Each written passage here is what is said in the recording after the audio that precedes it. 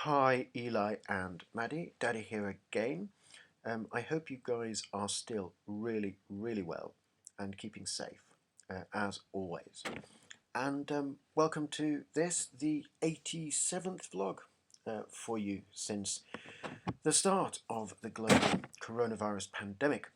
It is Monday, the 11th of January 2021, and it's horribly cold, and which is why I'm snuggled up with my new lovely pink diamond design duvet cover, which the kids I look after call girly. Well, I'm here to say girly is good. I like girly, it's relaxing. Um, so yes, I should start, I guess, with national news first. We are in the third or fourth lockdown, depending on how you've been counting it.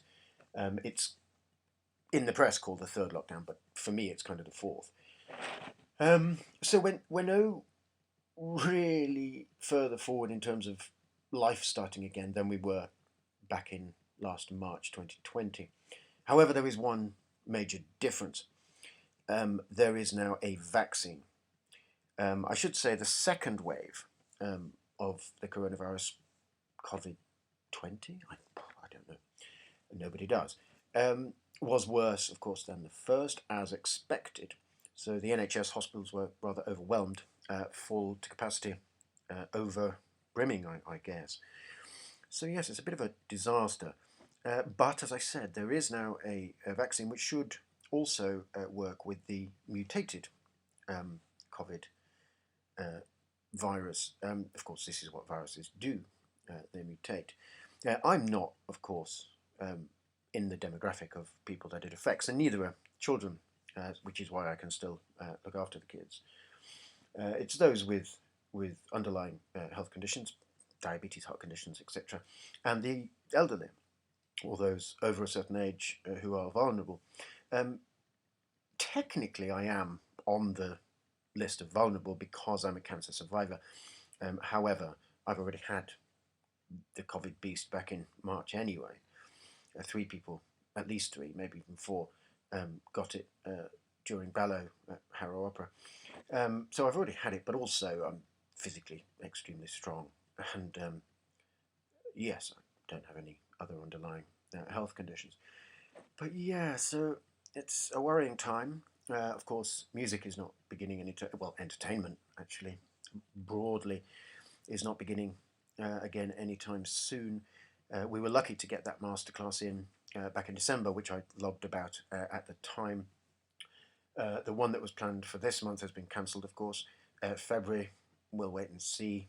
There is a lovely Harrow Opera gala to celebrate their 50th year, planned for June, I think it is. So hopefully that will go ahead, but everything's up in the air at the moment. Nobody knows anything. It's a fluid situation. It's changing all the time. Islington, funnily enough, which is technically my borough, although I'm more towards the Highgate side, in this preternaturally warm flat, right up at the top, so I get all the heat coming up. Is not Islington, as I said, is not on the list of boroughs that have to close schools. So the kids I look after are still managing to attend school, and I pick them up after school. And we come here and do lots of fun stuff. But it has occurred to me that there's going to be a whole generation of children who haven't been able to attend school since March, we're 2 months away from a year. And this is going to cause a whole lot of problems with work ethic and adapting back to a routine like that if they haven't been strictly homeschooled during that time. So I worry for you, Maddie. I hope things are not going to be too hard. Certainly, Eli, you're hopefully just under that threshold. You may not remember any of this, of course, which is partly why I'm documenting it. But yeah, so it's... but of course, schools may close again. We just don't know. So we shall wait and see. So as I said, my music career is not going to start again anytime soon. The book I have been working on, Fairy Tales and Oddities, is of course finished. My part in it is done, with the exception of like one or two extra corrections from a sub-editor called Hannah who sent them in to me. So yeah, with one or two minor things, my work is done. The publisher's waiting. I'm waiting on the beautiful illustrations by Steve Poulakeris, fabulous artist. He's worth waiting for. The illustrations suit the gothic nature of some of the fairy tales. And of course, the book is dedicated to you, as all my work is. But for when you're older, it's not a suitable. Well, you wouldn't be interested in it until you're older anyway. But yeah, so hopefully by the end of January that'll be off at the printers. That'll be done. I'll at least have the galleys by then, so I'll be able to see the layout and the illustrations in place, and beautiful cover design and everything. We've had to think about, the spine, because that's what you see on the bookshelf. It has to stand out, so we're hoping to have a white spine with red lettering. I learned this lesson from my last book, which had a purple spine. And as a friend pointed out, you just don't notice it when it's on the bookshelf, because purple's quite a dark, rich colour. So anyway, that's done. Your book is finished. So I have quite a few mornings and evenings free. So what to do? Well, me and Nicolas Cage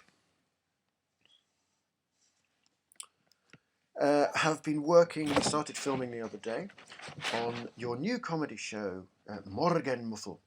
Morgen Muffle is a German masculine noun, which roughly translates as someone who is a bit of a grouch in the mornings, doesn't like waking up early. This is ironic, actually, because I'm quite a morning person. I'm very bright and sparkly in the morning. Maybe it's the duvet cover. But yes, I mean, all the comedy isn't me, it's me playing an exaggerated character or an exaggerated version of myself. So Nick's going to appear. Say hello again, Nick. Here's Nick in Morgen Muffle. And it has, yesterday I did the opening sequence, which will stay predominantly the same for the episodes. I'm thinking of doing 3, about 10 minutes each. And that's quite sweet, and when you're older you'll probably kind of understand it. And I must say thank you to Keris as well, a very old friend of mine, for letting me use one of her beautiful new songs as the title song, not the title song, the song over the titles, for this new show. It's in keeping. The lyrics are in keeping, apart from the fact that it's just a beautiful song. This Morgen Muffle will differ from Kitchen Secrets with Williams and Tidbits because it'll be more of a group venture. I should explain.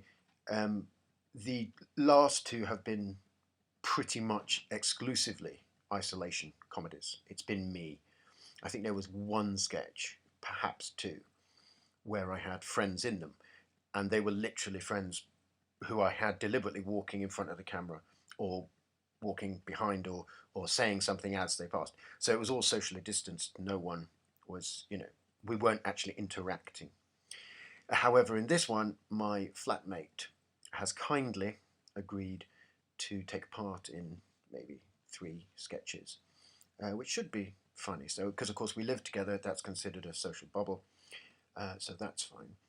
And I also have permission from the mother and father of the kids I look after to let the boy appear in 1 or 2 of the sketches, because he's been behind the camera. He's of course also in my social bubble, because in childcare I'm allowed to have the kids after school.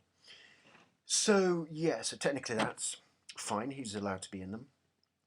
Obviously in the child-friendly ones, not in the slightly more risque ones. Of course, you can't just do child-friendly comedy. It doesn't, it doesn't challenge in any way. But there will be sketches which are quite tame and quite sweet. And this one's Morgen Muffle's more of a bittersweet comedy. I do prefer bittersweet comedy rather than just slap bang straight in your face. Laugh out loud laugh every minute. Because the bittersweet element adds a human dimension. It makes it deeper somehow. So also, what else am I doing? Yes, to continue the German theme actually, I'm going to start work any second now on my new book, which I'm thinking of calling Weltschmerz, which roughly translates as world weariness or world heaviness. But again, this won't be a deeply tragic thing. I'll see it as more of a sort of comic thing. So yeah, that's a bit of an update. So I shall speak to you again soon. And always remember, Daddy loves you always. Mwah.